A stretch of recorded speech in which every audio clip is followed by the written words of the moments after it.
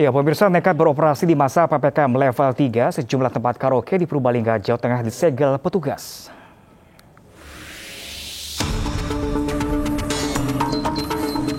Satgas COVID-19 merazia tempat karaoke yang masih nekat beroperasi di Jalan Letnan Sudani, Purbalingga, Jawa Tengah.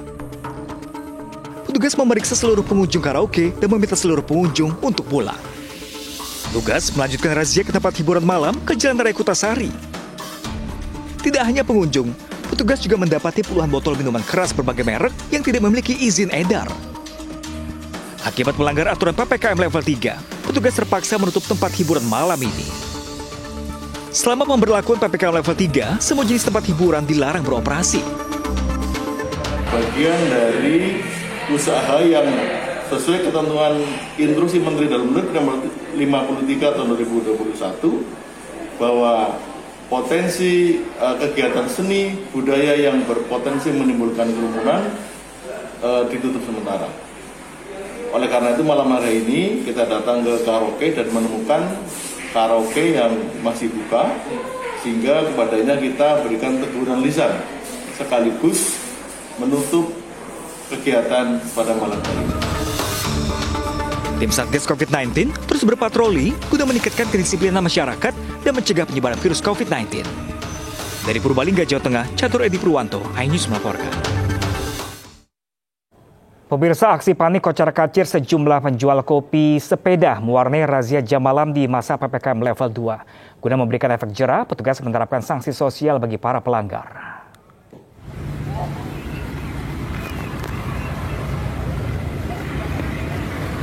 Para penjual kopi keliling yang tengah asik mangkal panik melihat petugas Satpol PP datang ke kawasan Jalan Tanjung Karang, Tanah Abang, Jakarta Pusat pada dini hari tadi. Kali ini razia menyasar pada pedagang dan warga yang nekat berkerumun di tempat umum melewati batas jam malam. Untuk memberikan efek jera, petugas memberikan sanksi sosial berupa memungut sampah. Razia kali ini digelar menyusul meningkatnya aktivitas masyarakat di masa PPKM level 2 yang justru menimbulkan kerumunan dan melewati batas dari jam malam. Malam Jarus Sudirman Tamrin penuh orang nongkrong, anak muda yang main skateboard. Nah ini jangan sampai lengah kita. Kenapa? Dengan level 2 ini harusnya memacu kita semua untuk saling menjaga agar.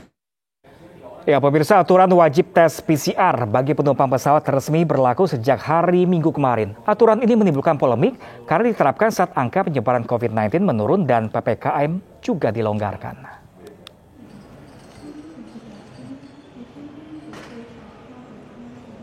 Aturan perjalanan udara dengan pesawat diperbarui pada masa perpanjangan PPKM di Pulau Jawa dan Bali. Sesuai surat edaran Kemenhub nomor 88 tahun 2021, pertanggal 24 Oktober 2021, penumpang tujuan dari atau ke bandara di Pulau Jawa dan Bali, antar kota di Pulau Jawa dan Bali, serta daerah kategori PPKM level 3 dan 4, wajib menyertakan surat PCR minimal 2 kali 24 jam. Sementara untuk penumpang tujuan dari dan ke bandara di luar wilayah Jawa Bali yang masuk kategori PPKM level 1 dan 2, wajib menyertakan surat PCR minimal 2 kali 24 jam atau hasil antigen yang diambil 1 kali 24 jam sebelum keberangkatan. Surat edaran juga mengatur soal pengecualian penumpang yang belum menjalani vaksinasi COVID-19 dengan alasan kesehatan. Diatur juga soal anak berusia 12 tahun juga sudah diizinkan untuk naik pesawat dengan pendampingan keluarga. Surat edaran ini resmi berlaku mulai 24 Oktober 2021. Aturan ini dikeluhkan oleh calon penumpang pesawat. Mereka menilai kewajiban tes PCR tumpang tindih dengan syarat vaksinasi, serta mengeluhkan harga tes PCR yang relatif mahal. Tim Liputan iNews melaporkan. Ya, pemirsa, kebijakan pemerintah yang menjadikan surat keterangan negatif PCR sebagai syarat perjalanan udara menuai polemik. Penumpang keberatan karena mahalnya harga tes PCR dan kurangnya sosialisasi.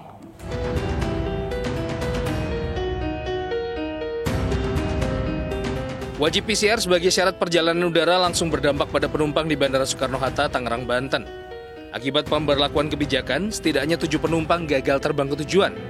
Para penumpang ini belum mengetahui bahwa PCR menjadi syarat penerbangan. Ini gagal terbang nih? Karena tidak ada PCR. Memang sebelumnya nggak ada pemberitahuan atau gimana? Saya nggak baca sih, nggak tahu newsnya. artinya memang kan dimulai diberlakukannya hari ini. Menurut Anda kurang sosialisasi atau bagaimana sih? Kurang kali ya Pak ya. Iya, kurang. Kedepannya kalau membuat sesuatu perubahan, mohon dikasih waktu dan disosialisasikan ke masyarakatnya juga perlu pendekatan yang langsung menyentuh masyarakat. Tak hanya di Bandara Soekarno-Hatta, gagal terbang akibat pemberlakuan aturan PCR juga terjadi di Yogyakarta International Airport. Meski sudah kantongi surat antigen, penumpang gagal terbang karena tak memiliki surat hasil negatif PCR. Memang karena wajib PCR per tanggal 24 hari ini. Ya, informasinya begitu sih. Makanya kan saya mau balik ke Papua. Di sini kan cuma antar anak aja. Terus ini tadi tidak boleh, Pak? Kenapa? Tidak jadi berarti ya? Memang nggak boleh. Peraturan wajib PCR ini pun menuai reaksi negatif. Penumpang keberatan karena harga PCR yang mahal dan tidak terjangkau masyarakat kebanyakan. Emang sekarang misalnya di Malioboro aja kan itu udah rame. Terus misalnya di kereta juga udah nggak harus PCR kan, tapi cuman pesawat itu harus PCR dan itu biayanya masih lumayan mahal. Para penumpang berharap kebijakan ini dipertimbangkan kembali, atau bila tetap diterapkan, pemerintah bisa menurunkan harga tes PCR sehingga lebih terjangkau oleh masyarakat. Tim Liputan iNews melaporkan. Ya, pemirsa, untuk membahas hal ini kami sudah terhubung dengan pengamat kebijakan publik Bapak Trubus Sahardiansyah. Halo, selamat siang Pak Trubus.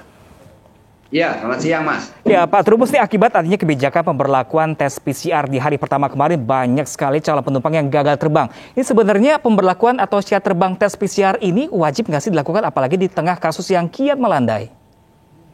Ya, sebenarnya menurut saya tidak wajib ya, karena kalau itu diwajibkan sebagaimana di dalam instruksi Menteri Nomor 53 itu memang jadi memberatkan masyarakat gitu. Karena tes PCR itu sebenarnya bukan untuk screening tapi hanya untuk diagnosis sebenarnya itu. Jadi kalau ini dipakai untuk alat screening pada akhirnya di mana posisinya menggantikan tes antigen, padahal dulu kita pakai tes antigen boleh gitu kan. Iya, betul. Di tengah COVID masih tinggi. Nah, sekarang ini COVID-nya sudah menurun, sudah melandai. Kenapa kita menggunakan tes PCR? Itu nomor pertama. Yang kedua, itu tes PCR itu harganya itu memang tidak terjangkau oleh masyarakat pada umumnya. Betul. Karena ya, harganya sangat tinggi. Kecuali kalau kita bandingkan saja dengan India yang hanya 98.000. Indonesia menerapkan cukup tinggi 450.000. Nah, ini kalau misalnya mereka berangkat dengan 2 orang atau 3 orang keluarga, ini kan berat sekali, bahkan lebih mahal daripada tiketnya itu sendiri menurut saya. Nah, ini yang menjadi masyarakat berat gitu loh, Mas. Kalau terkait harga tes PCR di Indonesia memang sangat dikeluhkan dari lama, mungkinnya Pak ya, yang sangat tinggi. Apakah bisa turun nggak sih Pak di Indonesia tes PCR ini harganya? Iya, sebenarnya bisa. Pemerintah bisa melakukan intervensi, bisa melakukan subsidi dengan kebijakannya. Andaikan itu dibuat misalnya harganya maksimal 200.000 saja bisa pemerintah. Tentu ini dengan strategi yaitu subsidi, skema yang lebih efektif lah menurut saya. Bisa Mas, sehingga tidak ada kesulitan. Tetapi persoalannya kemudian selama ini itu harga tes PCR di Indonesia memang sudah melambung tinggi. Kan waktu itu sudah mencapai sekitar 900.000, bahkan 1 juta lebih. Akibat protes-protes dari masyarakat, nah itu menyebabkan harganya diturunkan cuma separuh, itu pun masih mahal gitu. Iya benar, mahal, masih mahal, menurut saya juga mahal Pak. Nah Pak, kalau menurut kita balik lagi ke kebijakan syarat terbang tes PCR ini dinilai tumpang tindih Pak, karena dibilangnya untuk aturan sebelumnya daerah level 1 dan 2 diberi pilihan antigen atau tes PCR. Namun ketika sampai bandara misal Soekarno-Hatta, nah petugas masih menodongkan untuk tes PCR. Nah ini tanggapan Bapak gimana? Jadi ada tumpang tindih Pak? Iya, menurut saya ini kebijakan tumpang tindih ini menyebabkan ini masyarakat kebingungan Mas gitu. Karena masyarakat kan sudah diberikan informasi sebelumnya bahwa naik pesawat untuk Jawa Bali misalnya itu sudah pakai tes antigen gitu. Jadi kalau kemudian dirubah jadi PCR itu terjadi semacam pemaksaan. Menurut saya ini yang tidak berkan ini suatu kebijakan yang diskriminatif dan kontraproduktif menurut saya masih membebani masyarakat pada umumnya gitu. Nah Pak Trubus nih, kalau sebagai pengamat Pak Trubus melihat apa sih Pak yang membuat aturan tersebut tiba-tiba atau dadakan nih Pak muncul? Karena dari kalangan masyarakat nih muncul ini kayak ada aura-aura kesan kebijakan yang kental dengan aura bisnis seperti itu Pak. Iya, publik memang menyorotinya bahwa kebijakan itu ada aura bisnisnya tinggi. Karena apa? Meskipun pemerintah menjelaskan karena sekarang ini untuk pesawat kan sudah nggak pakai physical distancing, artinya sudah full 100%. Dan tetapi persoalannya kenapa itu pemerintah tidak menjelaskan mengapa menggunakan PCR itu sebagai alat satu-satunya, sementara sebenarnya kan ini hanyalah screening saja gitu loh. Jadi dalam hal ini konteksnya memang lebih banyak nuansa bisnisnya, ada pihak-pihak tertentu yang mendapatkan keuntungan dari adanya penetapan penggunaan tes PCR ini menurut saya, Mas. Nah, kalau menurut Bapak sendiri ini kebijakan tersebut ini katanya kan sebagai bentuk kehati-hatian terhadap penularan virus COVID-19. Namun sementara perjalanan lain seperti laut dan darat ini tidak membutuhkan tes PCR, hanya antigen. Ini adil nggak menurut Bapak nih?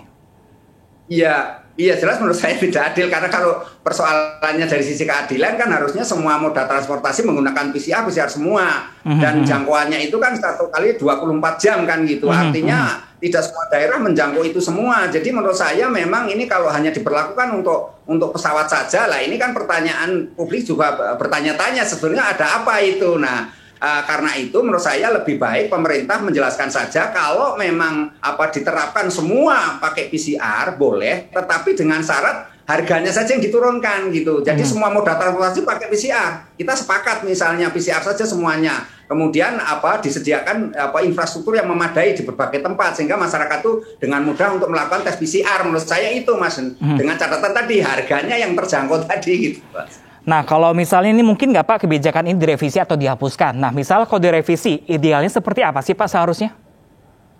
Iya, kalau misalnya direvisi kebijakan ini rupiahnya saja yang direvisi, tarifnya misalnya jadi 200.000 misalnya lebih terjangkau atau kurang dari 200.000 lah misalnya.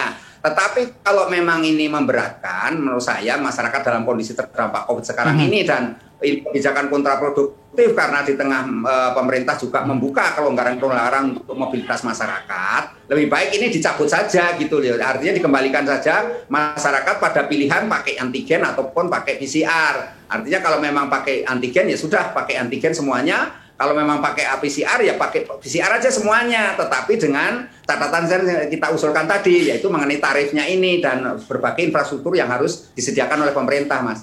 Oke, baik. Terima kasih banyak Pak Trubus, selaku pengamat kebijakan publik. Terima kasih, semoga pemerintah juga mendengar pernyataan Pak Trubus tadi. Terima kasih Pak Trubus. Ya pemirsa, 2 pekerja tambang batubara yang tertimbun longsor di Kutai Kartanegara ditemukan tewas. Selengkapnya sesaat lagi, tetaplah bersama kami.